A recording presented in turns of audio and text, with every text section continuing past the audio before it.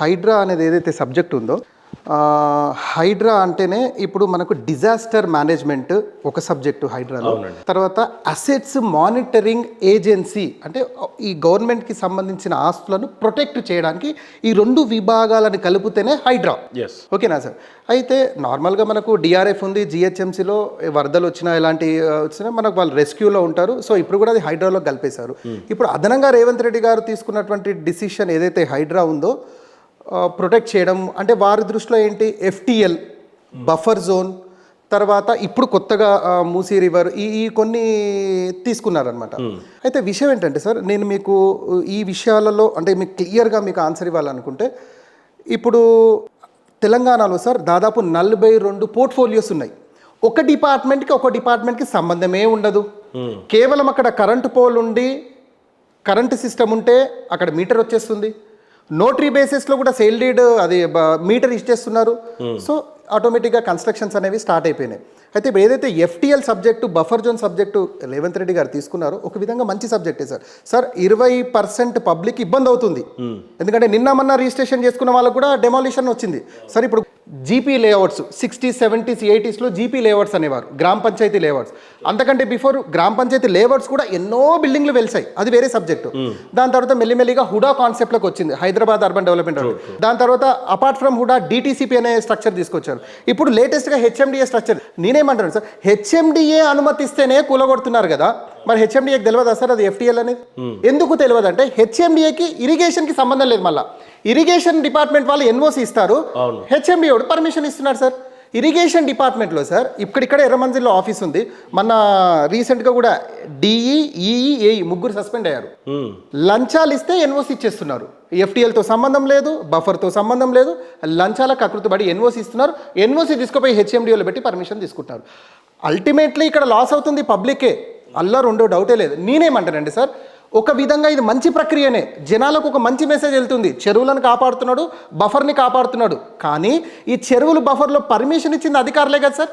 నేనేమంటున్నా అంటే నువ్వు అధికారులను సస్పెండ్ చేయి, సింపుల్గా అధికారులను సస్పెండ్ చేసి కూలగొట్టు, పబ్లిక్ కూడా యాక్సెప్ట్ చేస్తారు సార్.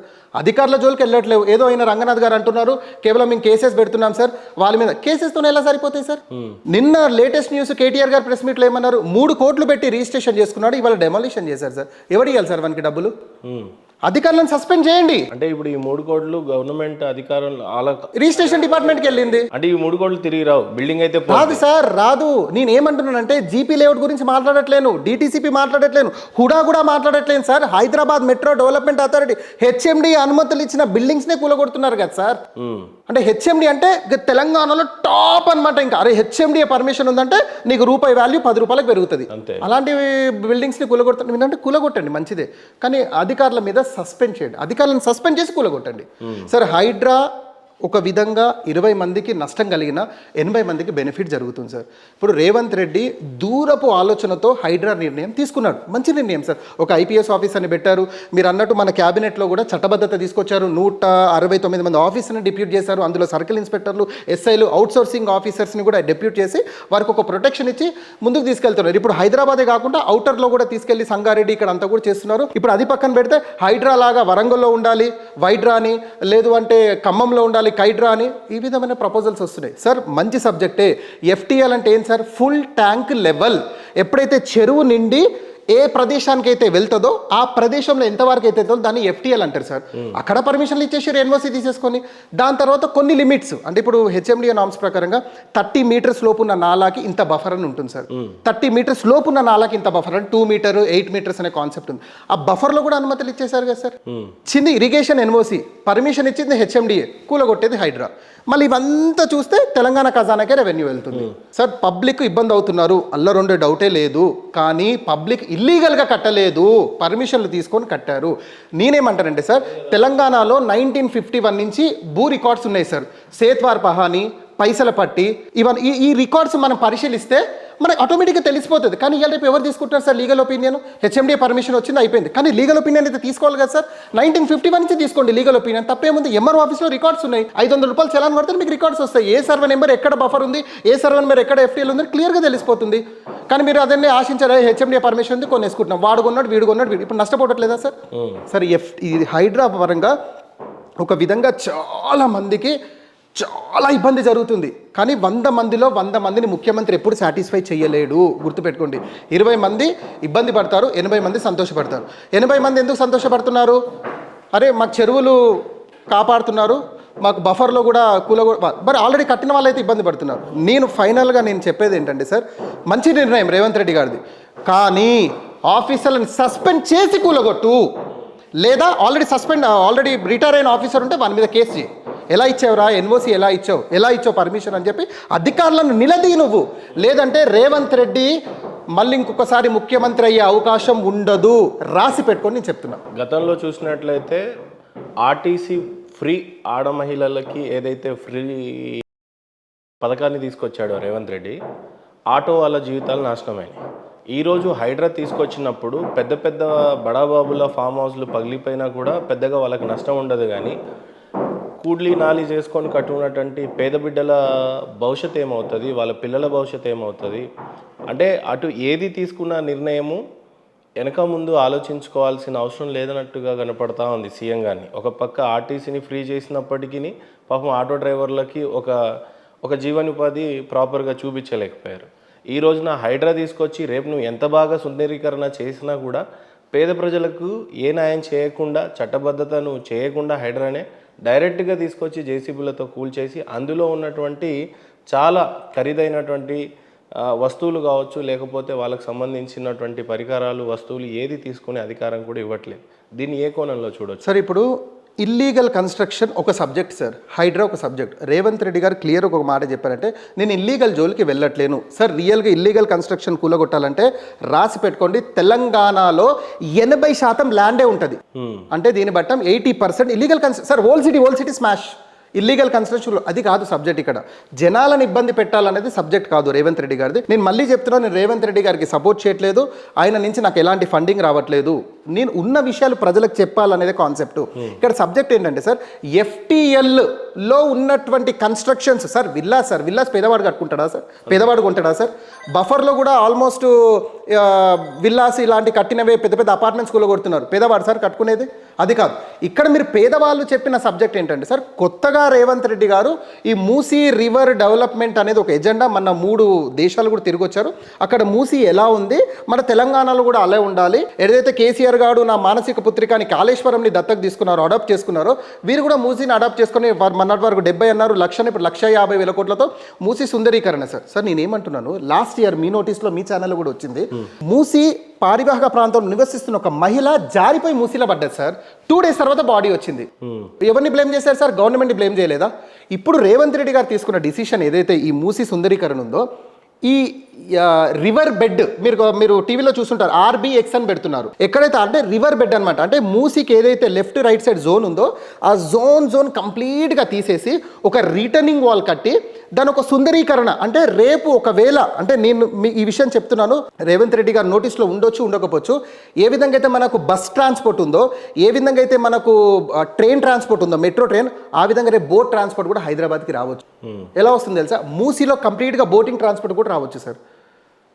మన ట్రాన్స్పోర్ట్ అయితే పెరుగుతుంది కదా సార్. ఇప్పుడు నేను ఏమంటానంటే, కొన్ని నిర్ణయాలు తీసుకుంటే కొందరికి బాధ కలుగుతుంది సార్. అందుకే ఇవాళ గవర్నమెంట్ కూడా ప్రెస్ మీట్ పెట్టి ఏమన్నది, 15,000 మందికి ఇమీడియట్గా డబల్ బెడ్రూమ్ శాంక్షన్ చేస్తున్నాము. పేదవాళ్ళని ఇబ్బంది పెట్టాలని టార్గెట్ సార్. రేవంత్ రెడ్డి కూడా తెలుసు సార్, రేపు ఓట్లు పడకుంటే నేను గెలవలేననే విషయం తెలుసు. అందుకే వాళ్ళకి ఆల్టర్నేట్గా ముందు చూపు ఉందంటారా రేవంత్ రెడ్డికి? సార్ ఆయనకు ముందు చూపు లేకుంటే నేను 10 సంవత్సరాలు నేనే ముఖ్యమంత్రి అని కాంగ్రెస్ పార్టీలో ఎలా చెప్పగలుగుతాడు సార్? అది అసాధ్యం. అది కాంగ్రెస్ పార్టీలో దిగ్గజాలు, తిమ్మంగళాలు, అది ఎలా సాధ్యమవుతుంది? అంటే మూసీ అంటే ఇప్పుడు హైడ్రా వేరు, మూసీ సబ్జెక్ట్ వేరు. నేను ఇప్పుడు హైడ్రా అనేది గొప్పవాళ్ళు, అది పక్కన పెట్టండి. మూసీ అనేది పేదవాళ్ళు, వీళ్ళకి ఆల్టర్నేట్గా అకామిడేట్ చేస్తున్నారు. అయినా కూడా అది ఇల్లీగలే సార్, ఇల్లీగలే. మూసీ దగ్గర మనకు ఉండడానికి ఆస్కారమే లేదు. వాళ్ళకి హెల్త్ పరంగా చూసుకున్నా, ఇంకే పరంగా చూసుకున్నా ఇల్లీగల్ కన్స్ట్రక్షన్ అన్ని కూడా notary documents sir, notary documents. అయినా కూడా మీరు ఎందుకు ఇచ్చారు మరి అనుమతులు? ఇవ్వద్దు. నేను అదే చెప్తున్నాను, వీరి మీద ఎలాంటి యాక్షన్ తీసుకుంటున్నారో వారికి వసతులు కల్పించిన అధికారుల మీద కూడా యాక్షన్ తీసుకోవాలి అని చెప్తున్నా. అప్పుడు ప్రజలకు ఒక మెసేజ్ వెళ్తుంది, నువ్వు అధికారులను టచ్ చేయవా, నువ్వు వీళ్ళని టచ్ చేస్తున్నావు, ఎలా అవుతుంది చెప్పండి సార్? రేపు అదే వాడు మళ్ళీ రేపు నీకు ఓటు వేయకుంటే నువ్వు ఇంట్లో కూర్చోవాలా? ఇండియా డెమోక్రసీ అదే సార్. మనం ఏం రష్యాలో లేకుంటే చైనాలో ఉండట్లేము. నువ్వు ఒకరిని డిసైడ్ చేస్తే వానికే ఓటేయాలి కాదు. ఇది ప్రజాస్వామ్యం, ఇది దేవుడిచ్చిన గొప్ప గిఫ్ట్ మనకు. అర్థమైందా సార్? సో ఇవాళ పొన్నం ప్రభాకర్ కూడా ప్రెస్ మీట్ పెట్టి చెప్పింది ఏంటంటే 15,000 మందిని మేము అకామిడేట్ చేస్తున్నాం, అయినా కూడా ఫర్దర్గా అకామిడేట్ చేస్తున్నారు, చేయాల్సిన బాధ్యత ఉంది, వాళ్ళని అకామిడేట్ చెయ్యాలి. అకామిడేట్ చేసేటువంటి ఇల్లులు కేసీఆర్ కట్టినవా రేవంత్ రెడ్డి కట్టినవా? సార్ వాళ్ళు కొనుక్కున్నారు, వాళ్ళు ఫ్యూచర్ లో వచ్చి కడతాడా? అయితే మీరు మంచి క్వశ్చన్ వేశారు. మన కేటీఆర్ గారు కూడా ప్రెస్ మీట్ పెట్టి మేము 1,00,000 డబుల్ బెడ్ కట్టాము, అందులో 60,000 అకామిడేట్ చేసాం, 40,000 బ్యాలెన్స్ ఉన్నాయి, ఈ 40,000 ఇవ్వండి అన్నారు. ఈ 40,000లోనే ఇలా హైదరాబాద్ కలెక్టర్ కూడా ప్రెస్ మీట్ పెట్టి 15,000ని మేము ఎవరైతే మూసి వాళ్ళకి ఇబ్బందులు అవుతున్నాయో వాళ్ళని తీసుకొచ్చి ఇందులో అకామిడేట్ చేస్తామనే విషయం అయితే చెప్పారు సార్. సార్ ఎంత అకామిడేట్ చేసినా కూడా ఆ పెయిన్ ఉంటుంది, ఆ ఓన్ హౌస్ ఆ పెయిన్ అనేది ఉంటుంది సార్. నేనేమంటానంటే ఇప్పుడు నాగార్జున సాగర్ నీళ్ళతో కలకలలాడుతుంది సార్, ఒకప్పుడు అది మండలం, అది కొన్ని గ్రామాలు ఉన్నాయి సార్. మరి అప్పుడు ఆ గ్రామాలు పోతేనే కదా ఇప్పుడు మనకు డ్యామ్ వచ్చింది. అంటే గవర్నమెంట్ ఏదైనా ప్రాజెక్ట్ చేస్తే 100 మందిలో 20 మందికి నష్టపోతారు, తప్పేమీ లేదు. మన పెద్ద మనిషి డాక్టర్ బిఆర్ అంబేద్కర్ గారు ప్రవేశపెట్టిన రాజ్యాంగంలో ఇది ఒక పాయింట్ సార్. ఇప్పుడు మీ వెహికల్ ఉంది, మీ కారు, రేపు అర్జెంటుగా గవర్నమెంట్కి అవసరమైతే మీ అనుమతి లేకుండా కూడా వెహికల్ తీసుకెళ్ళి వాళ్ళ ఆపరేషన్ కంప్లీట్ చేసి మళ్ళీ మీ దగ్గర పెట్టొచ్చు. ఇది రాజ్యాంగంలో ఉన్న పాయింట్. అది మీ వెహికల్ మీ అనుమతి లేకుండా గవర్నమెంట్ తీసుకెళ్ళినప్పుడు, గవర్నమెంట్ ఒక ప్రాజెక్ట్ కడుతున్నప్పుడు కొన్ని డిస్టర్బెన్సెస్ వస్తాయి సార్. ఇప్పుడు అనేక బ్రిడ్జ్లు కట్టారు, డిస్టర్బెన్స్ లేకుండా బ్రిడ్జ్లు అయినాయా సార్? రోడ్ కటింగ్ చేయలేదా? అంటే వాళ్ళని అకామిడేట్ చేశారు. ఎందుకు? Development important sir. డెవలప్మెంట్కి కొంత నష్టం జరుగుతుంది, ప్రజలు సహకరించాల్సిందే. కానీ నేనేమంటానంటే కొన్ని నష్టాలు కొని తెచ్చుకుంటాం మనం. సో అధికారుల మీద కూడా ఏమంటారు యాక్షన్ తీసుకోవాలి, అప్పుడు ప్రజల్లో ఒక మంచి మెసేజ్ వెళ్తుంది, లేకుంటే కష్టం అవుతుంది. అసలు చాలాసార్లు ఒకప్పుడు మూసీ నది అని అంటే సాగునీరు, అందులో నీరు తాగడానికి చాలా ఉపయోగకరంగా ఉండేటువంటి జీవనది అని చెప్పారు. అలాంటి మూసి ఈరోజు డ్రైనేజ్తో కలకలలాడుతుంది, పందులు ఇంకా చెప్పడానికి నానా రకాలైన డ్రైనేజ్ దాంట్లో వ్యర్థాలు వెళ్తూ ఉన్నాయి. అలా సాగునీటి ఉన్న మూసి ఈరోజు డ్రైనేజ్ పాలవడానికి గల ప్రధాన కారణం ఏంటి సార్? ఇంతకుముందు నేను చెప్పాను 1960s, 70s, 80sలో అంతా జీపీ లేఅవుట్స్, అది కాకుండా కూడా ఇల్లీగల్గా ఎన్నో కన్స్ట్రక్షన్ జరిగాయి. మూసి ప్రధానంగా ఎప్పుడు వరకు సాగునీరు ఉండింది, ఆ తర్వాత ఎందుకు డ్రైనేజ్గా మారింది? సార్ ఇప్పుడు ఒకవేళ ఈ మూసి సబ్జెక్ట్ని కొంచెం పక్కన పెడితే ఇప్పుడు Himayat Sagar subject 311 GO subject ఉంది. 311 జీవో లక్ష్యం ఏంటి సార్? అక్కడ ఉన్నటువంటి హిమాయత్ సాగర్ చుట్టుముట్టుండే మండలాలు అక్కడ కన్స్ట్రక్షన్ చేస్తే మళ్ళీ పైపులు తీసుకొచ్చి డ్రైనేజ్ అక్కడే వదులుతారు. ఏ విధంగా అయితే మూసి డిస్టర్బ్ అయింది, ఇది కూడా డిస్టర్బ్ అవుతుంది. అక్కడ కన్స్ట్రక్షన్స్కి అనుమతి ఇవ్వలేదు. 311 జీవోలో గ్రీన్ జోన్ పెట్టేశారు. అందుకే ఏం చేశారు, ఏదో ఇన్ఫ్లుయెన్స్ ఉపయోగించి ఫామ్ హౌస్లు కట్టుకోవడం అంతవరకు ఏదో చేస్తారు. అక్కడ సెప్టిక్ ట్యాంక్ పెట్టుకున్నారు, అక్కడి నుంచి డంప్ చేస్తారు. ఇక్కడ ఏమైందంటే సార్ డైరెక్ట్గా పైపులు తీసుకొచ్చి మూసీలో వదిలేశారు. సార్ మీరు మూసి పక్కన పెట్టండి, ఇప్పుడు మీ ఇంటి దగ్గర కొన్ని నాలాస్ ఉంటాయి కదా, మీరు నాలాస్ని అబ్జర్వ్ చేయండి. డైరెక్ట్ లెటర్ నుంచి పైపు డైరెక్ట్గా నాలాలోకి వెళ్ళిపోతుంది. ఆ నాలా ఎక్కడికి వెళ్తుంది సార్? మొత్తం వచ్చి మళ్ళీ ఉప్పల్ మూసీలో కలుస్తుంది, నాగోల్ మూసీలో కలుస్తుంది. ఇదే సబ్జెక్టు. అదే అందుకే ఇప్పుడు హెచ్ఎండిఏ పర్మిషన్స్ కానీ డిటీసీపీ పర్మిషన్ మీరు అబ్జర్వ్ చేస్తే అక్కడే అండర్గ్రౌండ్ డ్రైనేజ్ ఉంటుంది. అండర్గ్రౌండ్ డ్రైనేజ్ వెళ్ళి అక్కడ ఒక సెప్టిక్ ట్యాంక్లో పడుతుంది. ఆ సెప్టిక్ ట్యాంక్ని మళ్ళీ సక్ చేస్తారు, తీసి ఒక దగ్గర వేయడం జరుగుతుంది. అంటే ఈ సిస్టమ్ వెళ్తే సిస్టమేటిక్గా ఉంటుంది. ఈ సిస్టమ్ మనం వచ్చేది సార్, అంతకన్నా ముందు సిస్టమ్ లేదు. అంటే సిస్టమ్ ఎంత పాడవాలో అంత పాడైంది. దానికి కారణమే అప్పుడున్నటువంటి అధికారులు, దాని కారణమే అప్పుడున్నటువంటి పాలకులు. ఇప్పుడు ఆ సిస్టాన్ని సరి చేయడానికి ప్రయత్నం చేస్తున్నారు. అందులో భాగంగా కొందరికి ఇబ్బంది జరుగుతుంది, తప్పదు. ఇది మనం కాదు, అధికారులు చేసిన తప్పిదం. మూసిని సుందరీకరణ పేరుతో సాగునీరుగానే మార్చాలన్న రేవంత్ రెడ్డి ఏ ప్రణాళికలు అయితే అనుకుంటున్నాడో అక్కడ నియర్ బై ఉన్న హౌస్లను అయితే ధ్వంసం చేస్తున్నాడు, కరెక్టే. కానీ మరి కంప్లీట్ హైదరాబాద్లో ఉన్నటువంటి ఇళ్లలో నుంచి వచ్చే డ్రైనేజీ వరదలు ఏ రకంగా రేపు బయటకు వెళ్తాయి సార్? ఇప్పుడు మూసి సుందరీకరణలో ఖచ్చితంగా అంటే దాన్ని నేను ఏదో ప్లాన్ చేసి అదైతే అసంభవం సార్, అది కాని పని. దాన్ని ఒక స్మార్ట్గా ఏదైతే 3 కంట్రీస్ పేరు పొద్దున కూడా దానకిషోర్ చెప్పారో, 3 కంట్రీస్లో మూసి ఎలా అయితే వెళ్తుందో, అంటే అప్పుడు కూడా హరీష్ రావు గారు చెప్పిన విషయం ఏంటంటే మూసి పక్కన మనం ఒక ఫుట్పాత్ వేసి వాకింగ్ చేసేటట్టు ఉండాలి సార్. ఎప్పుడైతే ఫ్లో ఉంటుందో, ఫ్లో ఉన్నప్పుడు మీకు స్మెల్ అనే సబ్జెక్ట్ ఉండదు. ఎక్కడైతే ఆగి ఉంటామో అక్కడ మీకు స్మెల్ అనే సబ్జెక్ట్ వస్తుంది సార్. ఇప్పటికైనా అల్టిమేట్లీ రేపు డిటీసీపీ లేఅవుట్లో అక్కడ ఏదైతే అది ఉంటుందో స్క్రాప్ అంతా తీసుకెళ్ళి మళ్ళీ మూసిలేయాల్సిందే. ఇప్పుడు దాన్ని బాగు చేయడం హైలీ ఇంపాసిబుల్. ఎందుకంటే మీరు వ్యాలిడ్ క్వశ్చన్, ఈవెన్ హెచ్ఎండి అయినా విల్లాస్ అయినా అండర్గ్రౌండ్ డ్రైనేజ్ అయినా అది ఎక్కువ దగ్గరికే వెళ్ళాలి కదా. ఇప్పుడు అన్నీ ఒక దగ్గర నాలాలకే వెళ్తున్నాయి, నాలా నుంచి మూసీలోకి వెళ్తున్నాయి. ఇక దీన్ని ఆపేది లేదు ఇంకా సిస్టమ్. ఇప్పుడు సిస్టమ్ అలానే ఉంది. లేదు అంటే ఒక సినిమాలో చూపించినట్టు దీన్ని ఎరువు కింద వాడాలంతే. ఇంకా అందుకే ఈయన సీఎం రేవంత్ రెడ్డి గారు ఏంటంటే ఏదైతే బఫర్ జోన్స్ ఉన్నాయో, రివర్ బెడ్ ఏరియా ఉందో దాన్ని కంప్లీట్గా తీసి దాన్ని రీటర్నింగ్ వాల్ అంటారు, రీటర్నింగ్ వాల్ కన్స్ట్రక్ట్ చేస్తూ ఇలా. ప్లస్ ఏంటంటే సార్ ఇప్పుడు వరదలు వచ్చి హైదరాబాదు ఇవంతా అతలాకుతలం అవుతున్నాయి కాబట్టి రేపు వరదలు వచ్చినా కూడా మూసి తట్టుకునేటట్టుగా, అంటే మూసిని హైట్ పెంచి ఆ నీళ్ళని తట్టుకునేటట్టుగా కూడా ఒక డిజైన్, ఒక ప్రణాళిక చేస్తున్నారు సార్. కాళేశ్వరం ప్రాజెక్ట్ తీసుకున్నప్పుడు 30,000 కోట్లు అన్నారు సార్, 70,000 లక్ష వరకు వచ్చింది. ఇది కూడా ఏంటంటే సార్ అనేక మార్పు చేర్పులు జరుగుతాయి. రేపు ఇంజనీర్ వచ్చి ఇంకోటి ఇది అంటాడు, ఇంకోటి అది అంటాడు, ఇంకోటి అది అంటాడు. సార్ దీన్ని కూడా మనం ఫిల్టర్ చేసి నీళ్ళు తాగొచ్చాను, ఇంకో సిస్టమ్ తీసుకొస్తారు. ఏదైనా కూడా సార్ ఇప్పుడున్న పరిస్థితిలో మన కంప్లీట్ డెబ్రిస్ అందులోకే వెళ్తుంది, అందులోకే వెళ్ళాలి. ప్లాన్ అలానే ఉంది, దాన్ని మార్పు చేర్పులు చేయలేము. ప్రధానంగా చెప్పాలి అని అంటే గవర్నమెంట్లు ఏర్పడ్డప్పుడు ఎప్పుడైనా చట్టాలు, పొద్దున్న లేస్తే చట్టాలు, చట్ట సవరణలు, చట్టంతోనే పనున్న ఈ భారతదేశంలో అంబేద్కర్ గారు రాసినటువంటి రాజ్యాంగం గురించి చెప్పాలి ప్రధానంగా అంటే మీ అభిప్రాయం ఏం చెప్తారు? సార్ పెద్ద మనిషి డాక్టర్ బిఆర్ అంబేద్కర్ గారు రాజ్యాంగ నిర్మాత. అంటే వారు ఒక కమిటీ వేసి ఆ కమిటీకి తను చైర్మన్ రాజ్యాంగం రాశారు. అదే రాజ్యాంగం కంటిన్యూ అవుతుంది. సరే దాంట్లో మార్పు చేర్పులు పార్లమెంట్లో అప్రూవల్ తీసుకొని చేస్తున్నారు. సార్ అంబేద్కర్ రాసిన రాజ్యాంగం, పెద్ద మనిషి అంబేద్కర్ గారు రాసిన రాజ్యాంగం పర్ఫెక్ట్గా ఉంది సార్. దాన్ని ఆచరిస్తే రిజల్ట్ బాగుంటుంది. దాన్ని ఆచరించలేకపోతున్నారు సార్. ఎందుకు ఆచరించలేకపోతున్నారు చెప్తా. మీకు ఒక ఇంట్రెస్టింగ్ థింగ్ చెప్తే మీరు ఆశ్చర్యపోతారు. ఒక నియోజకవర్గం ఉంది, ఎమ్మెల్యే నియోజకవర్గం. ఆ నియోజకవర్గంలో ఇన్స్పెక్టర్, పోలీస్ ఇన్స్పెక్టర్ రావాలన్నా, ఆ మండలానికి ఎంఆర్ఓ రావాలన్నా, ఆ డివిజన్కి ఆర్డీఓ రావాలన్నా ఎమ్మెల్యే రికమెండేషన్ పెడితే తప్ప వచ్చే పరిస్థితి లేదు సార్. ఇది సిస్టమ్ తెలుసా? ఇది రాజ్యాంగంలో సిస్టమ్ లేదే. ఈ సిస్టమ్ వీళ్ళు క్రియేట్ చేసుకున్నారు. నేనేమంటానండి sir, circle inspector MLA letter పెడితే సర్కిల్ ఇన్స్పెక్టర్ వస్తే న్యాయం ఎలా చేస్తాడు సార్ అంటున్నా. ఎక్కడ హ్యాండిల్ ఇప్పుడు సార్ నేను ఎమ్మెల్యే మనిషిని అంటాడు, లేదా ఎమ్మెల్యే ఫోన్ చేసి మనం వదిలేరంటే వదిలేయాల్సిందే కదా సార్.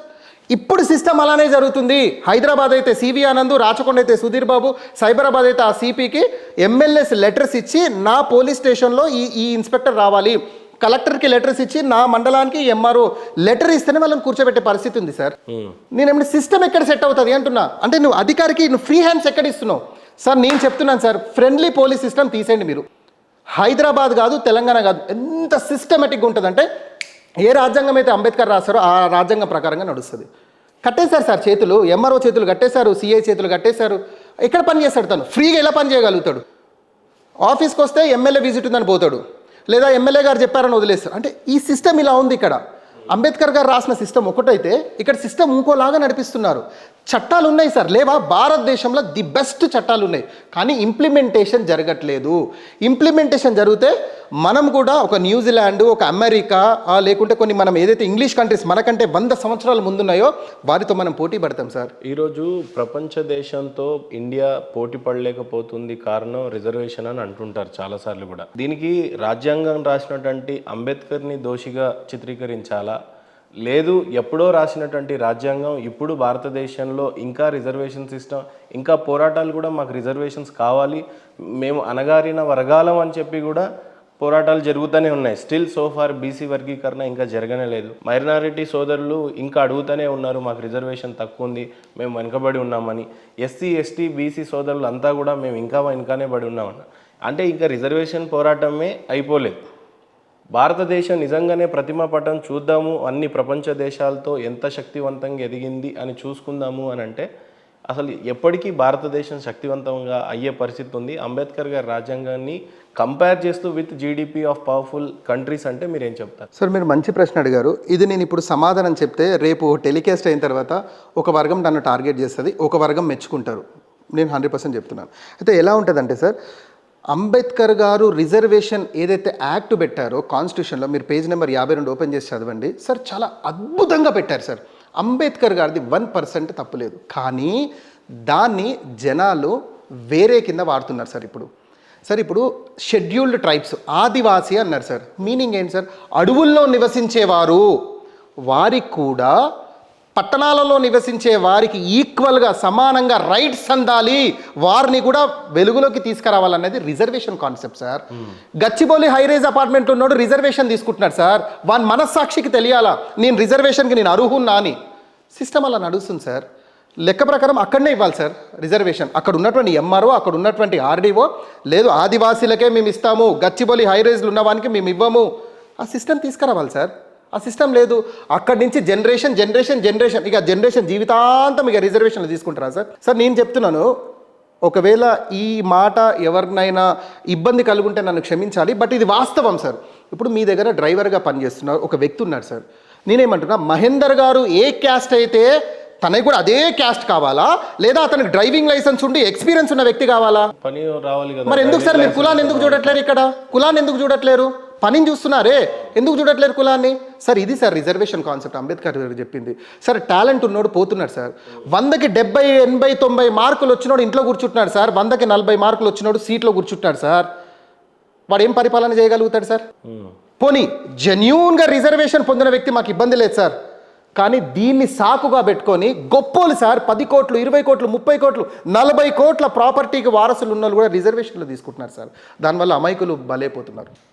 ఇలానే సార్ ఇప్పుడు మీరు న్యూజిలాండ్ చూసుకోండి, ఇంగ్లాండ్ చూసుకోండి, గూగుల్ ఓపెన్ చేసి సెర్చ్ చేయండి సార్. ఎక్కడ రిజర్వేషన్ సిస్టమే లేదే. ఆ కంట్రీ మనకంటే 100 సంవత్సరాలు ఉంది సార్. టాలెంట్ ఉన్నోడు ముందుకు రావాలి, టాలెంట్ లేని ఆదివాసీలను ముందుకు తీసుకొచ్చేదే రిజర్వేషన్ కాన్సెప్ట్. కానీ వాళ్ళు అక్కడే ఉన్నారు. వారి పేరు చెప్పుకొని హైదరాబాద్లో బ్రతుకుతున్న వాళ్ళు లేదా ఇంకా గొప్ప ఫ్యామిలీలో బ్రతుకుతున్న వాళ్ళు రిజర్వేషన్. సార్ ఇలా చూసుకుంటే ఎడ్యుకేషన్ రంగమైనా, పొలిటికల్ రంగమైనా సార్, ఇప్పుడు ఫర్ ఎగ్జాంపుల్ ఒక పొలిటికల్ ఎస్సీ కాన్స్టిట్యున్సీ తెలంగాణలో 31 ఎస్సీ ఎస్టీ రిజర్వ్డ్ కాన్స్టిట్యున్సీలు ఉన్నాయి సార్. 19 SC, 11 ST. వాళ్ళని ఖచ్చితంగా ఎస్సీ అభ్యర్థులే ఎస్టీలోనే నిలబెట్టాలి. నేనేమంటాను సార్, కాన్స్టిట్యున్సీలో వేరే వాళ్ళు లేరా? బీసీ, ఓసీ ఇంకా వేరే వాళ్ళు లేరా? అంటే ఇక్కడ టాలెంట్ కాదు, ఎస్సీనే ఉండాలి సార్. నేను ఏమంటున్నాను సార్, ఎస్సీ ఎస్టీ అంటే నాకు చాలా అభిమానం సార్, వారంటే నాకు చాలా రెస్పెక్ట్ కూడా. నేను ఎందుకు సార్ వాళ్ళని తక్కువగా ఎందుకు చూడాలా? ఎస్సీ అనగానే మార్కెట్లో ఒక లోకు చిన్న చూపు ఉంది. ఎస్టీ ఎందుకు సార్? వానికి ఏమైనా ఒక చేతి ఉంది, నాకేమైనా 10 చేతులు ఉన్నాయా? దేవుడు అలా ఇవ్వలేదు సార్. వారికి 2 చేతులే, నాకు 2 చేతులే. నాకు ఈక్వల్ సార్, తను నా సోదరుడు సార్. సార్ రేపు నాకు యాక్సిడెంట్ అయితే అతను ఎస్సీ అని చూడండి సార్, నా బ్లడ్ గ్రూప్ అతని బ్లడ్ గ్రూప్ ఓకే అవుతూనే నాకు బ్లడ్ ఇస్తారు సార్. ఇక్కడ ఎస్సీ ఎస్టీ సబ్జెక్ట్ ఎక్కడికి వెళ్ళి వచ్చింది సార్? సబ్జెక్ట్ ఏంటంటే ప్లేస్ సబ్జెక్టు. ఆదివాసీ వెనుకబడినటువంటి వాళ్ళను ముందుకు తీసుకొచ్చేదే రిజర్వేషన్స్. ఆల్రెడీ ముందున్న వాళ్ళకి రిజర్వేషన్స్ కాదు సార్, కానీ సిస్టమ్ అలానే నడుస్తుంది. ఈ సిస్టమ్ మారాలి సార్. ఎవనయ్య పైసలు ఎవడు కష్టపడితే ఎవరికి ఇస్తున్నారు సార్? ఆర్టీసీ ఉచితం పెట్టారు సార్, ఎవడు పెట్టమన్నారు సార్? మీరు కుర్చీలో కూర్చోడానికి ఆర్టీసీ ఉచితంగా పెట్టారు సార్. దానివల్ల ఆటో డ్రైవర్ల పొట్టలు పోతున్నాయి కదా సార్. ఇప్పుడు చెప్తున్నా, మీ సిగ్నేచర్ స్టూడియో కెమెరా తీసుకొని వెళ్దాం, బస్ డ్రైవర్ని అడుగుదాం, బస్ కండక్టర్ని అడుగుదాం, బాబు ఈ ఉచిత పథకానికి మీరు ఓకేనా అడుగుదాం. కనీసం 100 మందిలో 5 ఓకే అంటే నేను సిగ్నేచర్ స్టూడియోలో అటెండర్ ఉద్యోగం చేస్తా. ఎవరు ఒప్పుకోవట్లేదు సార్. బస్సు వాల్యూ పోయింది సార్, బస్సు వాల్యూ పోయింది. ఇక మీరు ట్రోల్స్ అయితే ఎన్నో చూసుంటారు, ఉల్లిగడ్డలని బిజినెస్ అని ఏవేవో చూస్తారు. నేను దాని గురించి కామెంట్ చేయదలుచుకోలేదు. నేనేమంటానంటే సార్, మహేందర్ గారు నెల ఇన్కమ్ 1,00,000 రూపాయలు అయితే నేనేమంటానంటే సార్, నేను ఒక అప్పు చేశాను. ఆ అప్పు మహేందర్ గారిని కట్టమంటున్నాను. కడతారా మీరు? ఆయన చేసిన అప్పు నేనెందుకు కట్టను? నేను అంటున్నాను సార్, గవర్నమెంట్ చేసిన అప్పు కట్టడానికి మీరెందుకు కడుతున్నారు? మరి తెలంగాణ ప్రభుత్వము సగటున యావరేజ్గా డైలీ నెలకి 2,000 కోట్ల మిత్తి కడుతుంది సార్. మిత్తి, అప్పుకి మిత్తి కడుతుంది. మీరెందుకు కడుతున్నారు? ఇంట్రెస్ట్ నేను చెప్పేది 2,000 కోట్లు. తెలంగాణ సగటు ఇన్కమ్ యావరేజ్గా 15,000 కోట్లు అయితే ఇప్పుడు మన ఎక్స్పెండిచర్ ఎంతో తెలుసా సార్? 22,000 కోట్లు ఎక్స్పెండిచర్. నెలకి 7,000 కోట్లు అప్పు తీసుకొస్తే తప్ప రాష్ట్రం ముందుకెళ్లే పరిస్థితి లేదు. దీనికి కారణమే ఉచిత పథకాలు. దీనికి కారణమే ఆ మహానుభావుడు డాక్టర్ బిఆర్ అంబేద్కర్ రాసిన రాజ్యాంగానికి రివర్స్గా వెళ్తున్నారు. ఎవనయ్య పైసలు సార్? ఎవరు కష్టపడితే ఎవరికి ఉచితంగా ఇస్తున్నారు? మీరు ఎందుకు ఇస్తున్నారు ఉచితాలు? సోమరిపోతులు చేయడానిక? నడవండి సార్, మీ మైక్ తీసుకొని ఇక్కడ అమీర్పేటలోకి వెళ్దాం సార్. మీకు కావాల్సింది ఉచితాలా ఉద్యోగాలు అని అడుగుదాం. 95 మంది గనక ఉచితాలు అంటే ఉద్యోగాలు అంటే ఇక వాళ్ళు ఉచితాలకు గనక చేస్తే నేను మీరు ఏది చెప్తా చేయడానికి సిద్ధంగా ఉన్నా. మీరు జనాలను మీరు సోమరిపోతులు చేస్తున్నారు సార్. ఎవరు చేయమన్నాడు సోమరిపోతులను? జనాలకు కావాల్సింది ఉద్యోగాలు సార్, వాళ్ళకి కావాల్సింది ఎంపవర్మెంట్ సార్. ఉచితాలు కావు సార్. ఉచితాలు తనకు బౌండరీస్ ఉన్నాయి, ఆ బౌండరీస్ దాటొద్దు. కానీ అసలు ఘోర ఏంటి సార్ అది? ఉచితాలకే 4,000 కోట్లు అవుతున్నాయి సార్. 2 లక్షలు రుణమాఫీ ఇచ్చారా రైతులకి?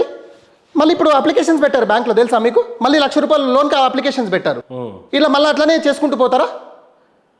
ఇలా చేస్తే ఏమవుతుందంటే సార్, రేపు మీరు నేను పీక్కు తినే రోజులు వస్తాయి తెలంగాణలో, భారతదేశంలో. ఇలా ఉచితాలు ఇచ్చుకుంటూ పోతే మనం పీక్కు తినే రోజులు వస్తాయి, లేదా వేరే కంట్రీస్కి షిఫ్ట్ అయిపోవాలా. ఎన్ని రోజులు మిత్తిలు కడతారు? ఉచిత పథకాలు లేకపోతే ప్రభుత్వాలు అధికారంలోకి వచ్చే పరిస్థితి కనిపించట్లేదు సార్. కేసీఆర్ 10 ఇయర్స్ తర్వాత రేవంత్ రెడ్డికి అవకాశం ఇవ్వడానికి నేను మళ్ళీ చెప్తున్నా, ఇది ఉచితాలు కానే కావు. వీళ్ళేదో సూపర్ 6 అనే భ్రమలో ఉన్నారు. అక్కడ ఆల్రెడీ 10 ఇయర్స్ పరిపాలన మీద ఫెడప్ అయి ఉన్నారు. దానికి అనేక కారణాలు, ఒకరికి ఇచ్చి ఒకరికి ఇవ్వకపోవడము, లేదా అనేక కారణాలు అనుకోండి, ఫెడప్ అయి ఉన్నారు. తర్వాత ఎవర్రా ఆల్టర్నేటివ్ చూస్తే రేవంత్ రెడ్డి కనిపించారు సార్, ఉచితాలు కనిపించలేదు. మనోడు ఏంటంటే అవకాశం తీసుకోవద్దు, ఏదన్నా చేద్దాం, ఉచితాలు ప్రకటించి ఏదన్నా చేసి ప్రభుత్వంలో ఉండాలి, మనం కూర్చోవాలి, కేసీఆర్ గద్దె దించాలనే కాన్సెప్ట్. నేను చెప్తున్నా సార్, ఆ రోజు రేవంత్ రెడ్డి ఉచితాలు చెప్పకుండా రేవంత్ రెడ్డి గెలిచేవాడు, కాంగ్రెస్ పార్టీ వచ్చేది అధికారంలో. ఎందుకంటే అక్కడ ఫెడప్ అయి ఉన్నారు ఆల్రెడీ. మనోడు ఎంత నాశనం చేయాలంత నాశనం చేసింది సార్. రాష్ట్రాన్ని 44,000 కోట్ల మిగులు బడ్జెట్లో మనము సోనియా గాంధీ తెలంగాణ ఇస్తే సార్ ఇప్పుడు ఎన్ని కోట్లు, 4 లక్షల 5 లక్షల కోట్ల అప్పు సార్. ఇప్పుడు పుడితే, ఇప్పుడు నాకు తెలిసి మన ఇంటర్వ్యూ అయ్యేటప్పుడు 10 మంది పుట్టిండొచ్చు, 10 మంది పేరు మీద ₹1,00,000 అప్పు ఉంది సార్. ఎవరు తీర్చాలి ఈ అప్పు? ఎందుకు? ఉచితాల వల్ల. మాకు ఉచితాలు వద్దు సార్, మాకు పబ్లిక్కి ఉచితాలే వద్దు, మాకు ఉద్యోగం ఇవ్వండి సార్. మేము ఇంటి బయటకు వస్తే రోడ్డు ఉండాలి, ఇంటి ముందు స్ట్రీట్ లైట్ ఉండాలి, డ్రైనేజ్ పొంగకుండా వెళ్ళాలి సార్, మాకు ఇది చాలు, మాకు ఉచితాలు వద్దే వద్దు. మమ్మల్ని ఎందుకు సోమరిపోతులు చేస్తున్నారు? ఇది ఆలోచించాలి సార్, ప్రతి పబ్లిక్ ఆలోచించాలి. నేను పబ్లిక్ని కూడా కోరుతున్నా, మీ అమూల్యమైన విశ్లేషణ కామెంట్ రూపంలో చెప్పండి. ఎందుకంటే సార్ ఉచితాల వల్ల రాష్ట్రాలు నాశనం అవుతాయి. లేదు అంటే సార్ మీరు గూగుల్ ఓపెన్ చేయండి, ఇంగ్లాండ్ తీసుకోండి, న్యూజిలాండ్ తీసుకోండి, యూకే తీసుకోండి, యూఎస్ తీసుకోండి, ఎక్కడ ఉచితాలు లేవే. వాళ్ళు ఎంత సిస్టమేటిక్గా ఉన్నారు సార్, మనకంటే 100 సంవత్సరాల ముందు ఉన్నారు సార్. జపాన్ తీసుకోండి, చైనా తీసుకోండి, ఎలా ఉన్నారు సార్? చైనా హైయెస్ట్ పాపులేషన్, అంటే ఇప్పుడు మన ఇండియా వచ్చింది సెకండ్ ప్లేస్లో చైనా ఉంది, వాళ్ళ పరిస్థితి ఎలా ఉంది సార్? ఇలానే ఉందా? సిస్టమ్ ఫెయిల్ అయింది సార్. ప్రజల్ని సోమరిపోతులు చేస్తున్నారు ప్రభుత్వాలు వాళ్ళ కుర్చీలు ఎక్కడానికి. సార్ ఇప్పుడు కేసీఆర్ 5 లక్షల కోట్లు అప్పు చేశారు సార్, రేవంత్ రెడ్డి కూర్చున్నాడు, ఇప్పుడు రేవంత్ రెడ్డి కట్టాలి. రేవంత్ రెడ్డి ఇంకో 2 లక్షలు చేస్తాడు సార్, ఇంకో రెడ్డి కడతాడు, లేదా ఇంకో పర్సన్ కడతాడు. ఇలానేనా ఇక కట్టుకుంటూ పోదామా అప్పులు? దీనికి ఫుల్ స్టాప్ అనేది ఉండదా? నేను ఇంతకుముందు చెప్పిన మీకు ₹1,00,000 జీతం వస్తే మినినేమనాలంటే సార్, తెలివైన మహేందర్ ఏం చేస్తాడంటే ఒక 80,000 ఖర్చు పెట్టుకొని 20,000 ఇన్వెస్ట్మెంటో లేకుంటే సెక్యూర్డ్గా పెట్టుకుంటారు రేపని.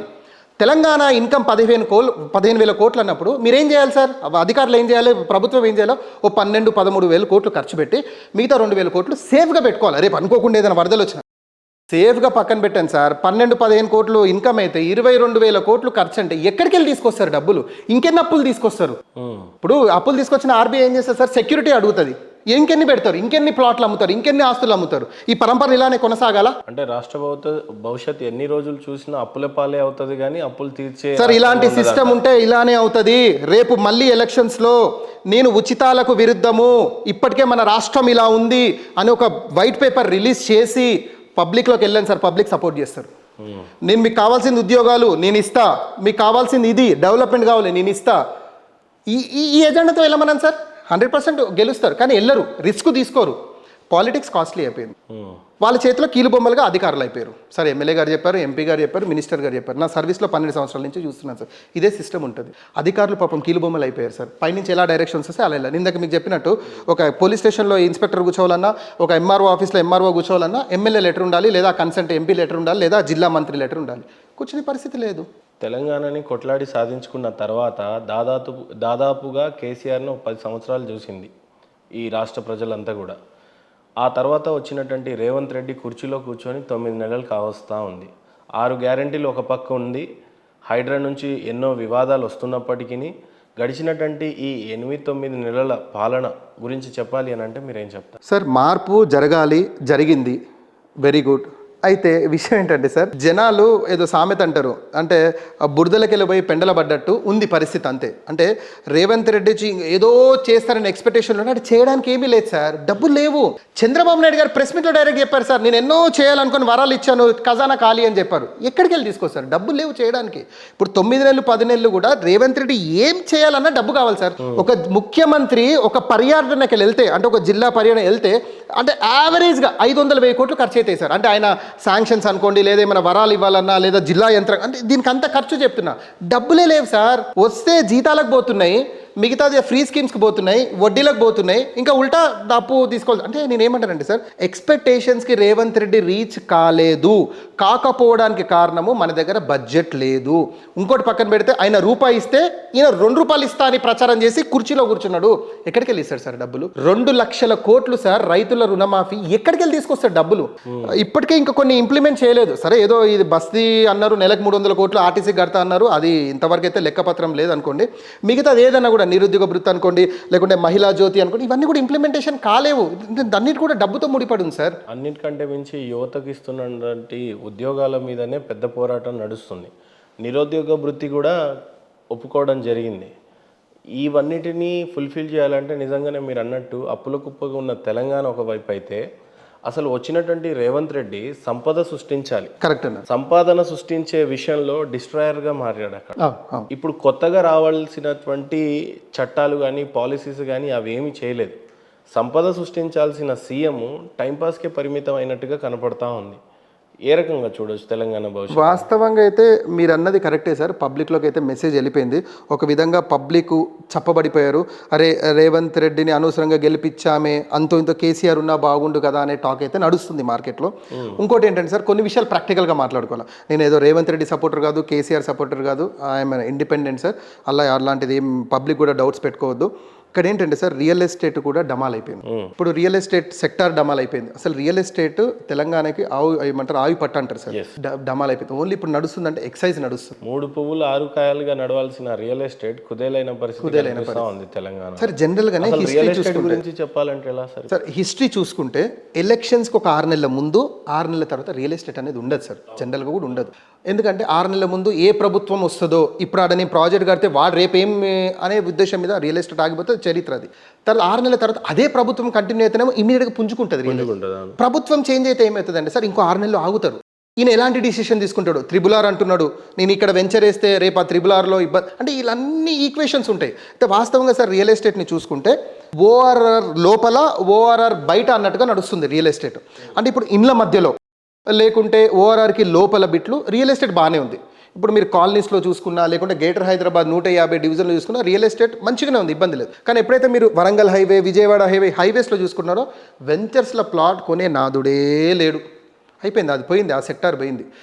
ఒక రేంజ్లో మ్యాజిక్లు చేసి అవి చేసి ఈఎంఐలు ఇవేనంటే ఏదో చెప్తే కొంటున్నారు తప్ప, అలా లేదంటే పబ్లిక్ కూడా ఒక సెక్యూర్ జోన్లోకి వచ్చేసారు. రేపు నా భవిష్యత్తు ఏంటి, ఎక్కడో ఆ జంగల్లో కొంటే నాకేంటి, పరిస్థితి కూడా బాగాలేదు కదా, ఆల్రెడీ నెగిటివ్ టాక్ వెళ్ళిపోయింది. సార్ మార్కెట్లో ఎలా ఉంటుందంటే, చిరంజీవి గారు వచ్చి నా సినిమా చూడండి అంటే చూసే పరిస్థితి లేదు పబ్లిక్లో, మీకు చెప్తున్నాను.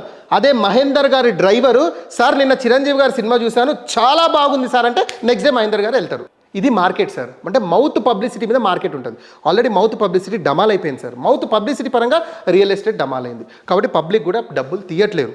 రేపేం జరుగుతుందో చూద్దాం అనే ధోరణిలో ఉన్నారు. అట్లా అని చెప్పి సిటీలో బాగుంది రియల్ ఎస్టేట్, హైవేస్లో, వెంచర్స్లో ఈ అగ్రికల్చర్ ఇవన్నీ కూడా కొద్దిగా డమాలైన వాటం వాస్తవం. ఎందుకంటే ఇంక ఈయన ఎలాంటి డిసిషన్ తీసుకుంటాడు? ఇప్పుడు హైడ్రా అన్నాడు, అవన్నీ కూలగొడుతున్నాడు. రేపు ఇంకా ఎలాంటి డిసిషన్స్ ఉంటాయి, ఏముంటాయి? కానీ ఇక్కడ ఏంటంటే సార్, రేవంత్ రెడ్డి గారి బాధ్యత ఒకటి ఉంది. అతను ప్రెస్ మీట్ పెట్టాలి. రియల్ ఎస్టేట్ ఏజెంట్స్ అనుకోండి, లేదా డెవలపర్స్ అనుకోండి, లేదా రియల్ ఎస్టేట్ మీద ఆధారపడుతున్న అనేక కుటుంబాలకు ఒక ప్రెస్ మీట్ పెట్టి భరోసా ఇవ్వాలి అన్న. ఇప్పుడు రాష్ట్రానికి ముఖ్యమంత్రి, రాష్ట్రానికి రాజు సార్, ఆయన చేసే ప్రతి మంచి ప్రతి చెడు లిఖించబడుతుంది. రేపు నేను లెక్క చెప్పుకోవాలనే భయంతో రేవంత్ రెడ్డి పరిపాలన చేస్తే గనక సక్సెస్ అవుతాడు సార్. లేదు నేను ఇలానే చేస్తా అంటే, సార్ మీరు నేను కళ్ళ ముందు చూసాం 10 ఇయర్స్లో ఎంతమంది రాజులు అయ్యారు, ఇప్పుడు ఎంతమంది డమాలు అయ్యారు. ధర్నాలు చేస్తే పోలీసు వాళ్ళు ఇట్లా ఎత్తుకొని జైల్లో వేసిన, అంటే అన్ని రోజులు ఒకలా ఉండవు. కాబట్టి ఆయన ప్రెస్ మీట్ పెట్టి భరోసా ఇవ్వాల్సిందే, ప్రతి జిల్లాకి వెళ్ళాల్సిందే, జిల్లా అభివృద్ధి రివ్యూ మీటింగ్ చేయాలా. ఎందుకంటే అక్కడ వచ్చి ఏదైనా అనౌన్స్ చేశాడు అనుకోండి సార్, ఆ ఏరియా రియల్ ఎస్టేట్ పుంజుకుంటుంది. అంటే తిరగాల, డిస్ట్రిక్ట్స్ తిరగాల. ఇప్పుడు ఏదైతే ఎక్స్పెండిచర్ ఉందో సార్, ఇంకా తెలివిగా ఎక్స్పెండిచర్ని ఎలా తగ్గించాలో చూడాలా.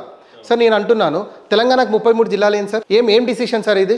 10 మంది ఐఏఎస్లు 10 మంది ఐపీఎస్లతోనే పోవాల్సిన బడ్జెట్ 33 మంది ఐఏఎస్లు 33 మంది ఐపీఎస్లతో పెట్టాడు సార్. ఒక ఎమ్మెల్యేకి 3 ఎంఆర్ఓలు 3 సిఐలు మారుతున్నారు సార్. అంటే ఆ జిల్లా పోవాలి, ఇక్కడ ఈ జిల్లా. అంటే ఒక ఎమ్మెల్యే ఏదైనా ఇష్యూ గురించి పోవాలంటే 3 కలెక్టర్లు పోవాల్సి వస్తుంది సార్. ఏం డిసిషన్ ఇది? రాంగ్ డిసిషన్ కదా. కొంతవరకు నువ్వు తగ్గించుకుంటే నువ్వు సర్వీస్ ఇవ్వచ్చు. పార్లమెంట్కి ఒక పార్లమెంట్ సార్ 7 ఎమ్మెల్యేలు, ఆ విధంగా డివైడ్ చేసుకోవచ్చు. మనకు అంటే ఆ మధ్య మేధావులు కూడా చెప్పిన అప్రూవల్ ఇదే. కానీ 17 నుంచి 33 చేసింది సార్. ఎవరికి లాభం సార్? ఎంత ఖర్చు సార్? ప్రతిదీ ఆఫీసు ఎక్స్పెండిచర్. మీరు సిగ్నేచర్ స్టూడియో మెయింటైన్ చేస్తున్నారు, మీకు ఎంత ఎక్స్పెండిచర్ సార్? ఒక జిల్లా కలెక్టర్ ఆఫీస్ అంటే ఎంత ఎక్స్పెండిచర్ సార్? ఇలాంటి ఎక్స్పెండిచర్లు తగ్గించాలి ఇప్పుడు సార్. ఇప్పుడు నేను ఏమంటానంటే, ప్రజలు పన్ను కడితేనే, ట్యాక్స్ కడితేనే అధికారులకు జీతాలు, లేకుంటే జీతాలు లేవనేది ప్రతి అధికారి అటెండర్ నుంచి మొదలు పెడితే చీఫ్ సెక్రటరీ వరకు ఈ బుర్రతో పని చేయాలి. ప్రజలు పన్ను కడుతున్నారు, అందులో నుంచే మాకు జీతాలు వస్తున్నాయి, ప్రజలకు మేము సర్వీస్ ఇవ్వాలి అనే జ్ఞానం వాళ్ళకి ఉండాలి సార్. అది పక్కన పెడితే ఉల్టా మాదిరి డబ్బులు తీసుకొని కూడా మీరు సరిగ్గా పని చేయలేకపోతున్నారు.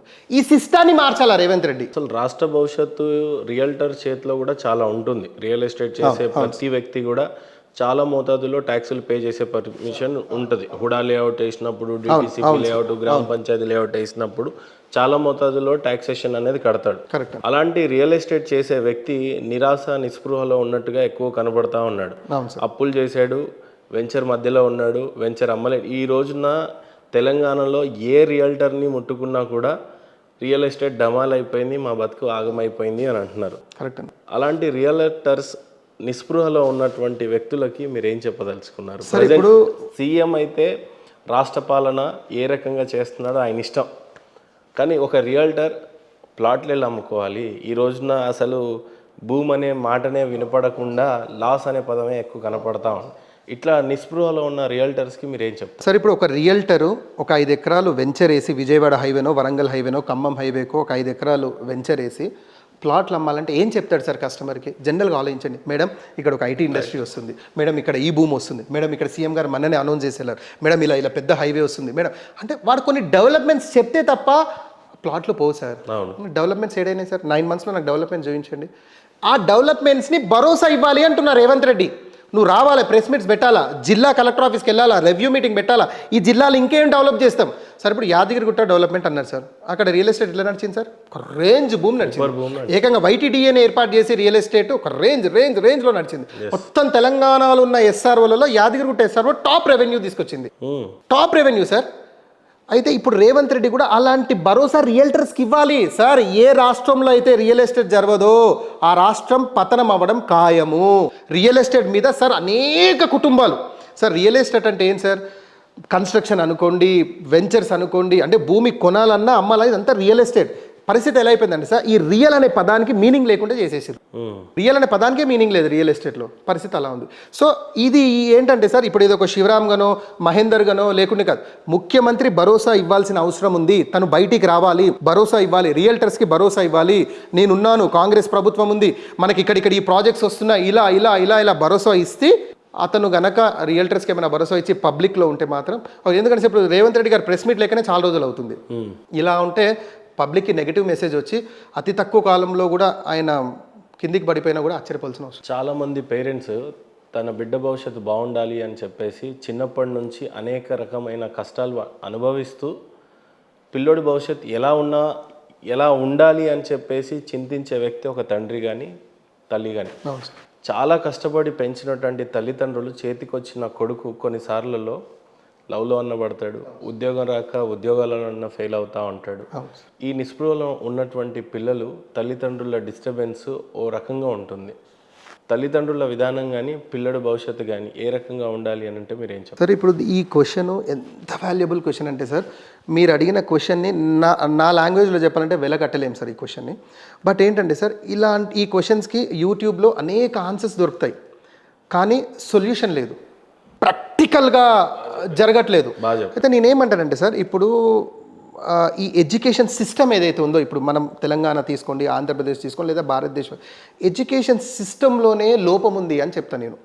ఎడ్యుకేషన్ సిస్టంలో అంటే పేరెంట్స్ ఎలా అయిపోయారంటే, పొద్దున్న 7:30కో 8 గంటలకు స్కూల్ బస్ వస్తుంది, నేను ఆ బస్సులో వేసేయాలి వాడిని, మళ్ళీ 4:30కో వస్తాడు, వచ్చిన తర్వాత కొద్దిగా రీఫ్రెష్ అవుతాడు, మళ్ళీ ఒక 2 గంటలు ట్యూషను, డిన్నర్, పడుకుంటాడు.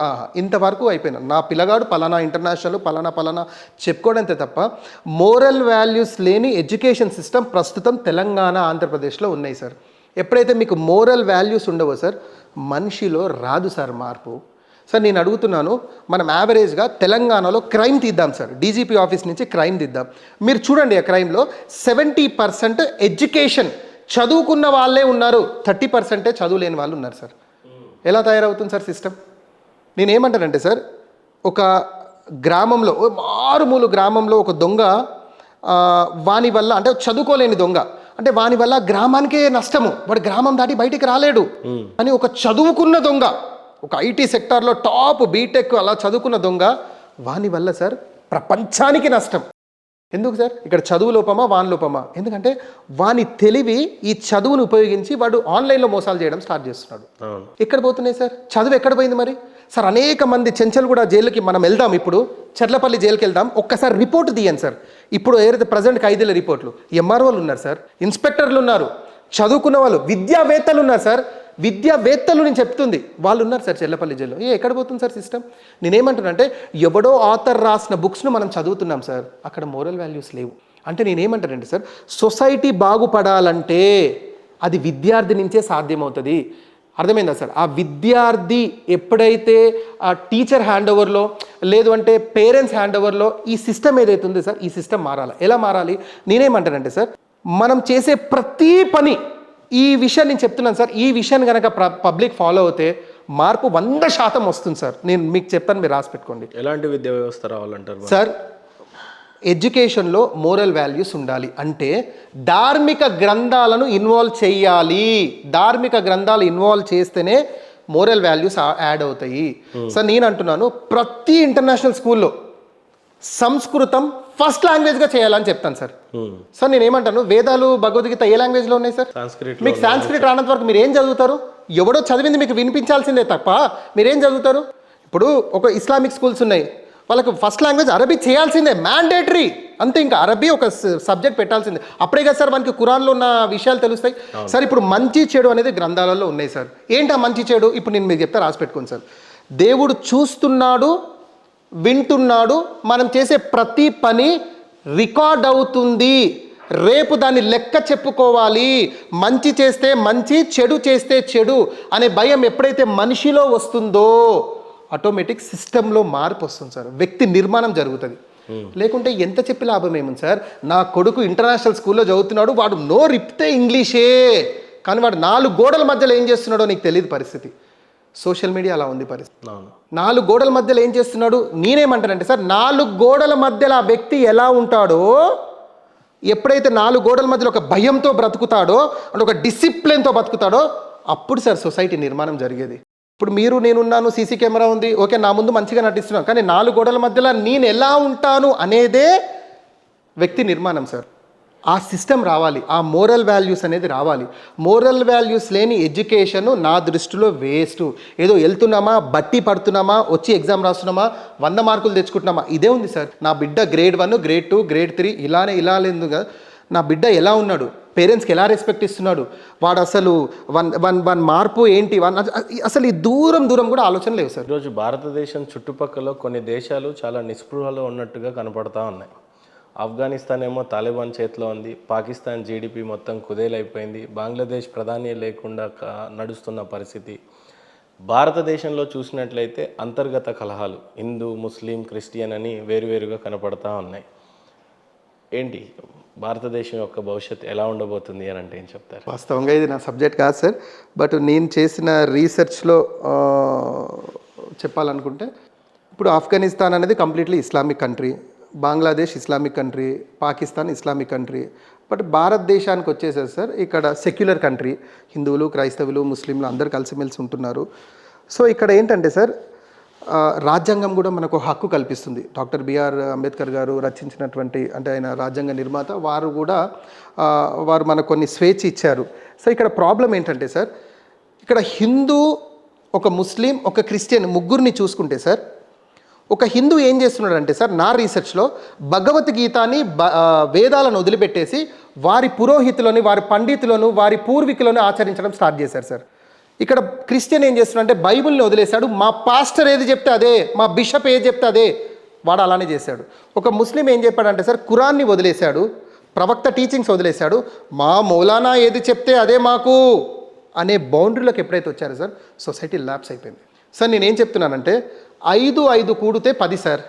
కానీ సిస్టమ్ ఇప్పుడు ఈ పురోహితులు కానీ లేకుంటే ఈ మౌలానా కానీ వీళ్ళందరూ ఎలా డిజైన్ చేశారంటే 5 10 కాదు బాబు, 5 15 అని మన మైండ్లో వేసేసారు సార్. ఇప్పుడు నా మైండ్ అదే ఉంది. నువ్వు ఇప్పుడు ఎట్లా చెప్తావు నువ్వు 10 అని? మా అమ్మ నాన్న 15 అని చెప్పారు, వారి అమ్మ నాన్న 15 అని చెప్పారు, మా పంతులు 15 అని చెప్పారు, నువ్వు ఏదో పెద్దగా ఇప్పుడు 10 అని చెప్తే నీ మారాలా అనే దగ్గర ఉంది సార్. నేను ఏమంటాను, బాబు మారకరు, నేను చదివిన బుక్ కానీ నీ చదివిన బుక్లో కానీ ఓపెన్ చేసి చూడు, 5 కుడితే 10 ఉంది బాబు, 15 లేదు అని. ఎప్పుడైతే మనిషి గ్రంథం వైపు వస్తాడో సార్, అప్పుడు వ్యక్తిలో మార్పు అనేది వస్తుంది. గ్రంథం వైపు రాకుండా లేదు నా ఇష్టం వచ్చినట్టు నేను బ్రతుకుతాను ఇక అంటే ఇప్పుడు పరిస్థితి ఇలానే ఉంటుంది. ఒక హిందూ అంటే ముస్లింకి పడట్లేదు, ఒక ముస్లిం అంటే క్రిస్టియన్కి పడట్లేదు. ఏంటి సార్ ఇది కారణం? ఏంటంటారు? హిందూ, ముస్లిం, క్రిస్టియన్ కలిసి సోదరభావంతో లేరు, కారణం ఏంటంటే సార్, ఇప్పుడు నేను రీసెర్చ్ చేసిన దాంట్లో ఒక విషయం మీకు చెప్పాలనుకుంటున్నాను సార్. వాస్తవంగా ఏంటంటే సార్, కొన్ని రూట్ వర్డ్స్ మనకు మీనింగ్స్ తెలియట్లేదు. తెలియక మనం ఏం చేస్తున్నామంటే సార్, ఇక మా గురువు చెప్పిందే వేదం అని నమ్ముతున్నాం. నేను మాట ఏమంటున్నానంటే సార్, ఇప్పుడు సనాతన ధర్మం ఉంది.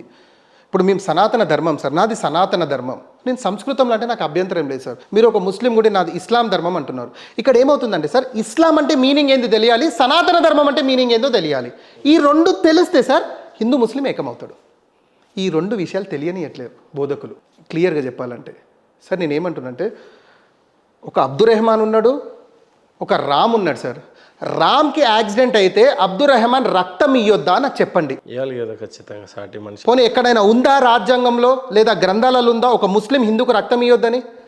కావాల్సింది ఇక్కడ బ్లడ్ గ్రూప్ సార్, అంతే. ఇందాక మీరు మాటల్లో నాకు ఈయన చెప్తే వేదం అని అన్నారు. వేదం అనేదే ప్రామాణికంగా కనబడతా ఉంది. వాట్ ఈస్ వేదం అంటే? సార్ వేదం అంటేనే నాలెడ్జ్ సార్. వేదం అంటే నాలెడ్జ్. ఇప్పుడు నేను అడుగుతున్నాను సార్, మతం అంటే మీనింగ్ ఏంటి? మరి వేదాన్ని ఎవరు పట్టుకున్నారు? ఎవరు ఆస్తిగా, ఎవరు సొత్తుగా చూస్తున్నారు సార్? ఇప్పుడు ఒక నిమిషం, ఒక హిందువుకి ఆస్తి ఏమైనా ఉంది అని అంటే వేదంగా అని చెప్దాం.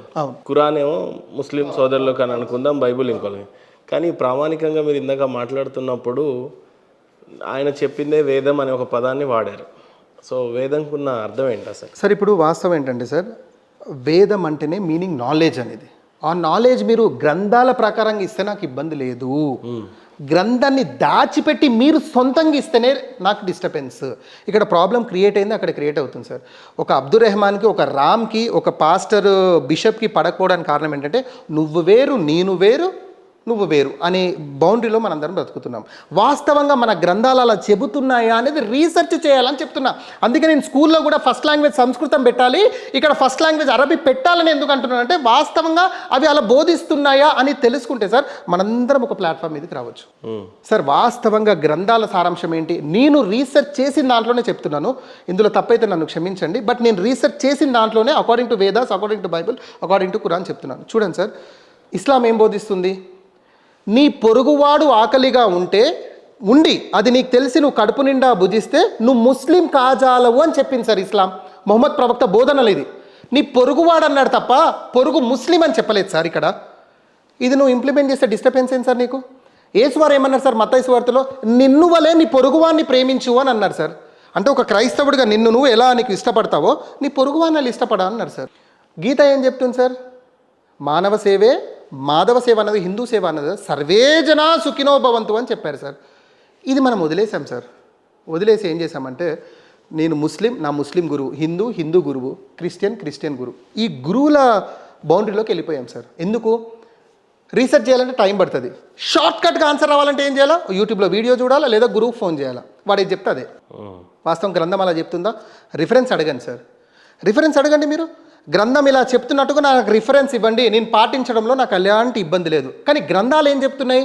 బాబు, నిన్ను పుట్టించిన వాడు, నీకు కళ్ళిచ్చిన వాడు చూడకుండా ఉండునా, చెవులిచ్చిన వాడు వినకుండా ఉండునా, నువ్వు చేసే ప్రతి పని రికార్డ్ అవుతుంది, రేపు దాని లెక్క తీసుకోవడం జరుగుతుంది. నువ్వు మంచి చేస్తే మంచి ప్రతిఫలము, చెడు చేస్తే చెడు ప్రతిఫలము, నరకము అని చెప్పిన దైవ గ్రంథాలు సార్ మనవి. ఆ గ్రంథాలను మనం దూరం అయిపోయాం కాబట్టి ఈ డిస్టర్బెన్స్ అని వస్తుంది. గ్రంథాలకు దగ్గర అవ్వాలని అంటాను సార్ నేను. ఒక హిందువా, నువ్వు వేదాలకు గీతాకు దగ్గరవ్వు. ఇప్పుడు నువ్వు ఒక ముస్లిం ఖురాన్కి దగ్గరవ్వు. ఇప్పుడు దగ్గరవ్వు. నువ్వు బైబుల్ క్రిస్టియన్ అయితే నువ్వు బైబుల్కి దగ్గరవ్వు. అప్పుడు నువ్వు రీసెర్చ్ చేయడం స్టార్ట్ చేయి. అప్పుడు నీ క్వశ్చన్స్ వస్తాయి కదా, నీ గురువుని అడుగు.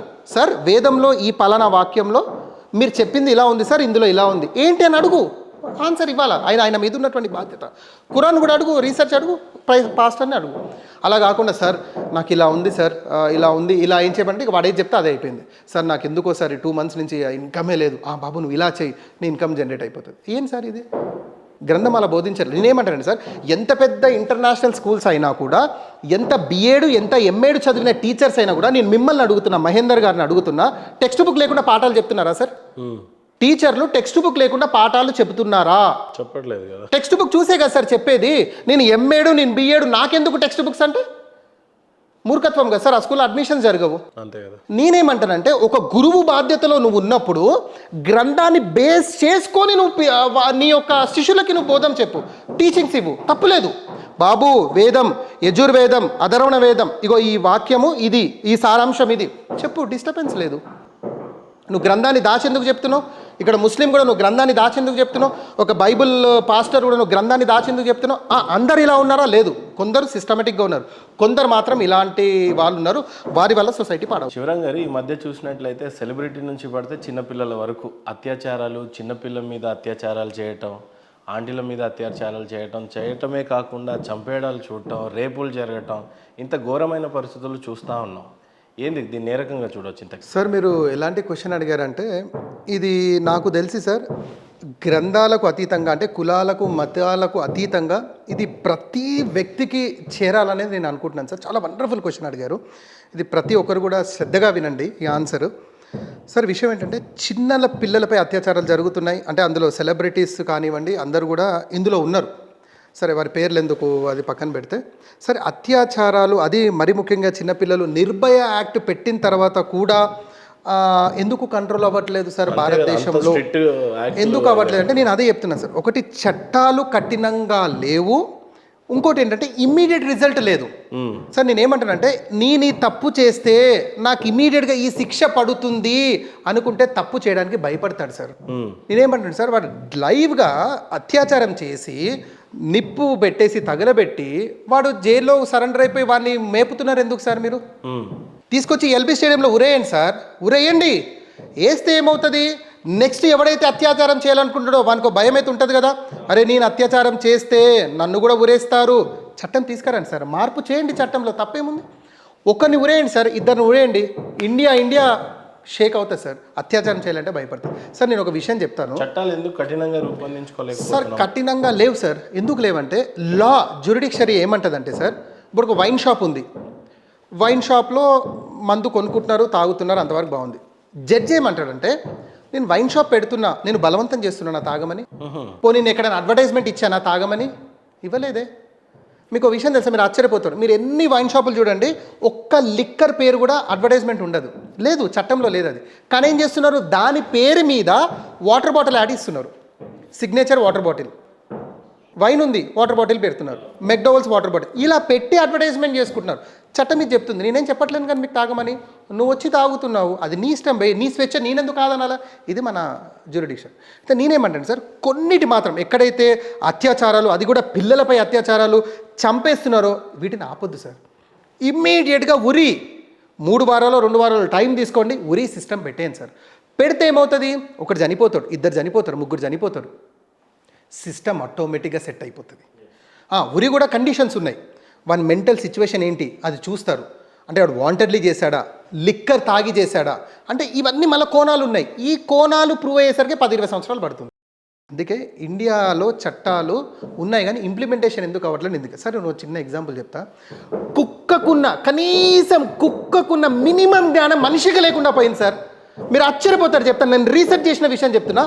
ఒక మేల్ డాగ్ ఫీమేల్ డాగ్ దగ్గరికి వెళ్ళాలంటే ఫీమేల్ డాగ్ రిజల్ట్ సిగ్నల్ ఇస్తే తప్ప మేల్ డాగ్ వెళ్ళదు. తెలుసా మీకు ఆ విషయం? మీకు ఎప్పుడైతే ఫీమేల్ డాగ్ అది మెచ్యూరిటీ అయిన తర్వాత దాని ప్రైవేట్ పార్ట్ నుంచి ఒక స్మెల్ రిలీజ్ చేస్తుంది. ఆ స్మెల్ మేల్ డాగ్ వెళ్ళిన తర్వాతనే మేల్ డాగ్ ఫీమేల్ డాగ్ దగ్గరికి వస్తుంది. అప్పటి వరకు ఫీమేల్ డాగ్ దగ్గరికి మేల్ డాగ్ రాదు సార్. కుక్కకున్న జ్ఞానం లేదు సార్ మనుషులకి. ఎవడైతే అత్యాచారాలు చేస్తున్నాడో కుక్కకున్న జ్ఞానం లేదు సార్. కుక్క అసంటిది సిగ్నల్ ఇస్తే వెళ్తుంది సార్. చిన్న పిల్లల మీద అత్యాచారం ఏంటి సార్? దానికి మళ్ళీ సాకు, నేను లిక్కర్ తాగినా, నా మెంటల్ టెన్షన్ బాగాలేదు, చంపి పడేయండి సార్, ఉరేయండి, నెక్స్ట్ టైం ఎవడు రేపు అటెంప్ట్ చేస్తాడో చూద్దాం. కుక్కకున్న జ్ఞానం ఉంటుందా సార్ మనిషికి? అంత ఘోరంగా ఉన్నాడా సార్ మనిషి? ఇంకోటి కూడా ఏమవుతుందంటే సార్, నేను అదే చెప్తున్నాను, ఈ కోరికలు తీర్చుకోవడంలో మనిషి ఏమవుతుందంటే రైట్ వే కాక రాంగ్ వేకి వెళ్తున్నాడు. రైట్ వేకి 1 దారులు మూసుకుపోయినాయి, రాంగ్ వేకి వెళ్తున్నాడు. ఆ రాంగ్ వేకి ఏమవుతుంది? నేను మెంటల్ టెన్షన్లో ఉన్న లిక్కర్ తాగడం సార్. మనిషి ఎప్పుడైతే లిక్కర్ తీసుకుంటాడో వాని ఆలోచనలు 100 రకాలుగా మారుతాయి సార్. ఆ లిక్కర్ ప్రొవైడ్ చేస్తుంది గవర్నమెంట్, అదే వేరే విషయం. ఇప్పుడు దాని మీద సపరేట్ చర్చ. ఇప్పుడు ఏమంటారు, జడ్జి ఏమంటాడు, సార్ వాడు లిక్కర్ తాగినప్పుడు చేశాడు, లేకుంటే వాడు మంచోడు కాబట్టి వాడిని ఊరేయడానికి రైట్స్ లేవు. ఇది చట్టం చెప్తుంది. సార్ వాడు లిక్కర్ తాగలేదు, వాడి మెంటల్ టెన్షన్ బాగాలేదు, వాడి మెంటల్ టెన్షన్ అంటే వాడు మెంటల్గా బాగాలేడు కాబట్టి వాడు రేపు అటెంప్ట్ చేశాడు కాబట్టి వాడిని ఎర్రగడ్డ హాస్పిటల్ లేండి. ఇది చట్టం చెప్తుంది సార్. ఇలా తప్పించుకుంటున్నారు సార్. చంపినోనికి అడ్వకేట్ సార్, సచ్చినోనికి అడ్వకేట్ సార్. న్యాయం ఏడ జరుగుతుంది చెప్పండి నాకు ఇక్కడ? న్యాయం ఏడ జరుగుతుంది అంటున్నా సార్. ఒక వ్యక్తిని చంపినా, ఒక వ్యక్తిని అత్యాచారం చేసినా మీరు ఉరే అంటారు. 100 మందిని చంపినా, 100 మందిని అత్యాచారం చేసినా మీరు ఉరే వేస్తున్నారు. 1000 మందిని చంపినా లేదా వాడు 1,00,000 మంది మీద బాంబే చంపినా వానికి ఉరే సార్. ఎక్కడ న్యాయం జరుగుతుంది చెప్పండి అంటున్నా. మరి ఒకరిని చంపినప్పుడు ఊరన్నప్పుడు 100 మంది చంపిన 100 సార్లు ఊరేయాలి కదా సార్, మరి న్యాయం జరగదే. అంతే కదా. జరగదు సార్, సిస్టమ్ ఇలా లేదు. ఎప్పుడు న్యాయం జరుగుతుందంటే సార్, వానిలో గ్రంథాల అవగాహన రావాలి, మంచి చెడు అవగాహన రావాలి. నేను మంచి చేస్తే స్వర్గము, చెడు చేస్తే నరకము, నరకంలో ఎలాంటి శిక్షలు ఉన్నాయి, స్వర్గంలో ఎలాంటి సుఖాలు ఉన్నాయి అనే విషయాలు క్లియర్గా తెలియాలి.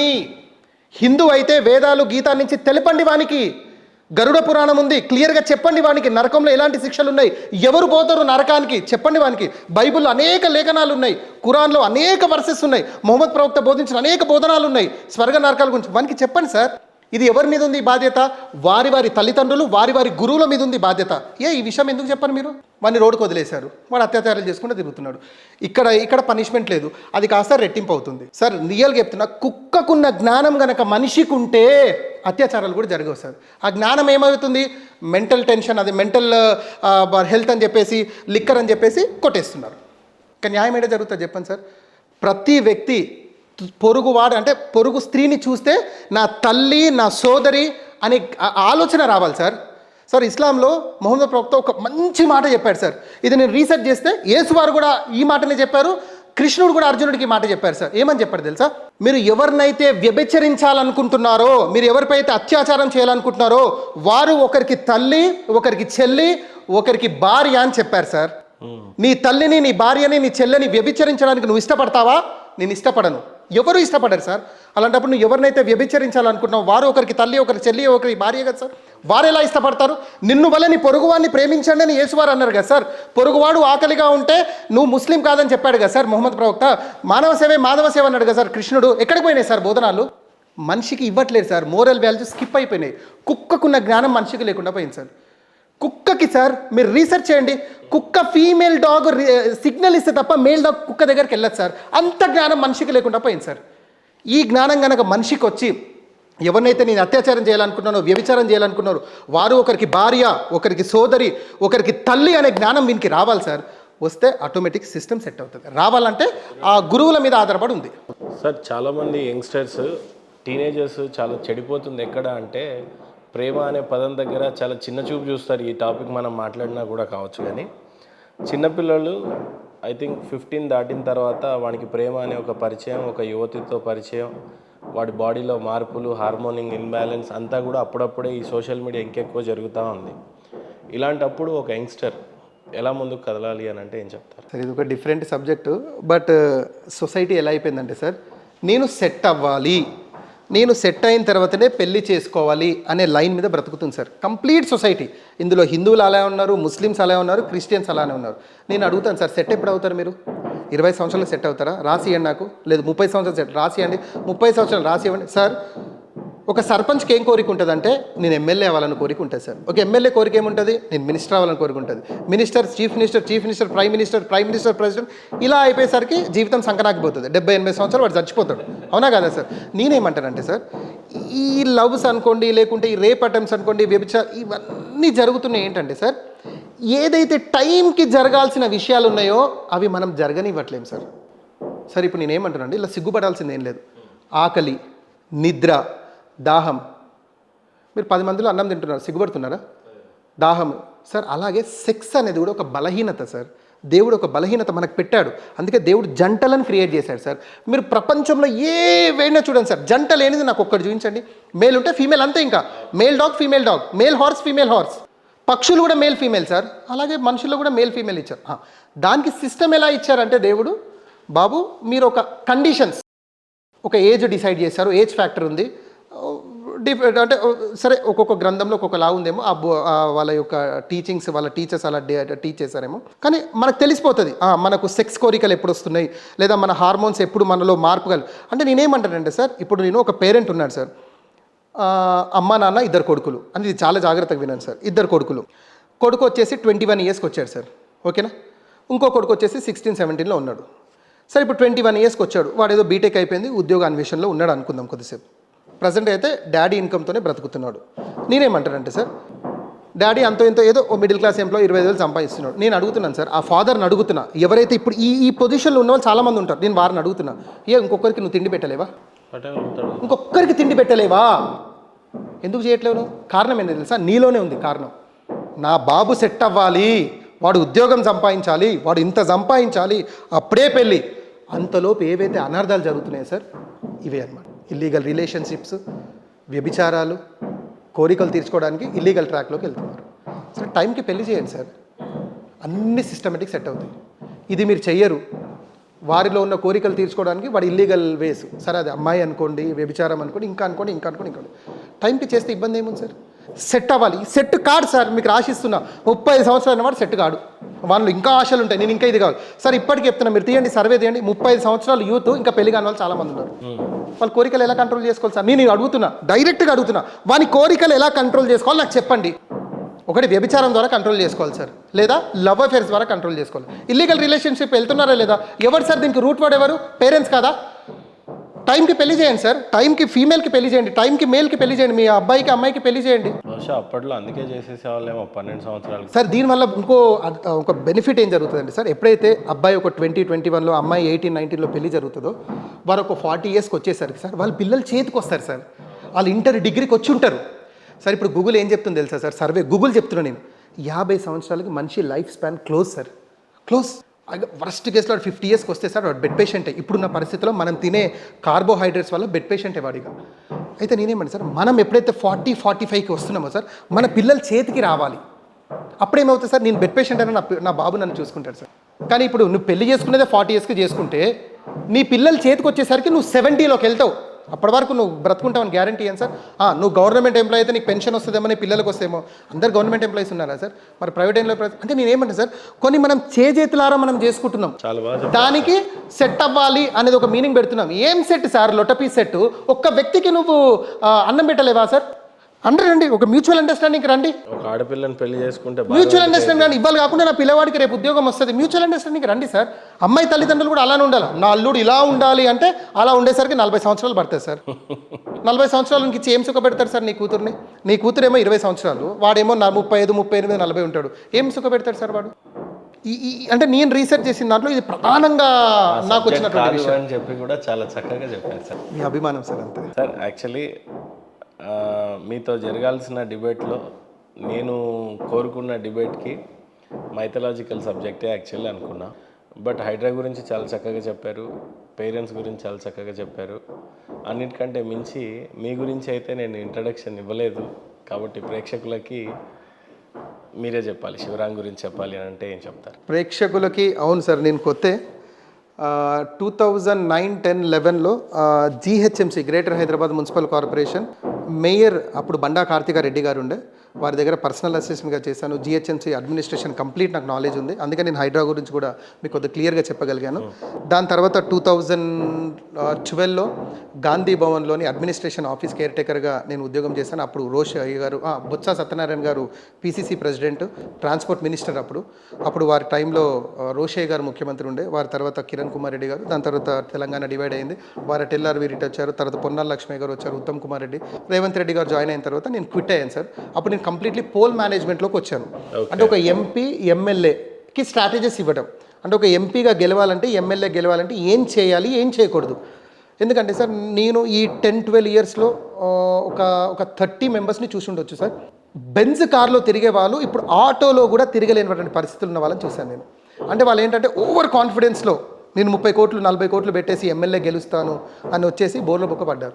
సో అప్పుడు నాకు ఈ ఆలోచన వచ్చింది, స్ట్రాటజీ అనేది ఇంపార్టెంట్, స్ట్రాటజీ లేకుండా వెళ్తే బోర్లో బొక్క పడతారు అనేది ఈ ఆలోచన వచ్చింది. అప్పుడు నేను ఏం చేశానంటే సార్, గాంధీ భవన్లో ఉన్నప్పుడే అసలు ఏంటి ఈ స్ట్రాటజీస్ అనేది నేను కంప్లీట్గా రాశాను. రాసిన తర్వాత దీన్ని ఎలా ఇంప్లిమెంట్ చేయాలి, ఆ కుర్చీలో ఉంటే నేను చేయలేను. సో డైరెక్ట్ PCC ప్రెసిడెంట్ గారితో మాట్లాడారు. అప్పుడు నేను బయటికి వచ్చి కంప్లీట్గా నేను స్ట్రాటజీస్ ఇవ్వను. 2019లో ఇచ్చాను, 23లో ఇచ్చాను, అప్పుడు 18లో కూడా మనం వర్క్ చేసాం. సో ఇది ఎలక్షన్స్ ఉన్నప్పుడల్లా మన వర్క్ ఏంటంటే సార్ పోల్ మేనేజ్మెంట్ వర్క్ ఉంటుంది. ఈసారి కొద్దిగా అప్డేటెడ్గా ఏంటంటే ఎగ్జిట్ పోల్స్ కానీ ప్రీ ఎగ్జిట్ పోల్స్ కానీ ఇవి కొద్దిగా చేద్దాము అనేది ఒక ఆలోచనలో ఉన్నాను.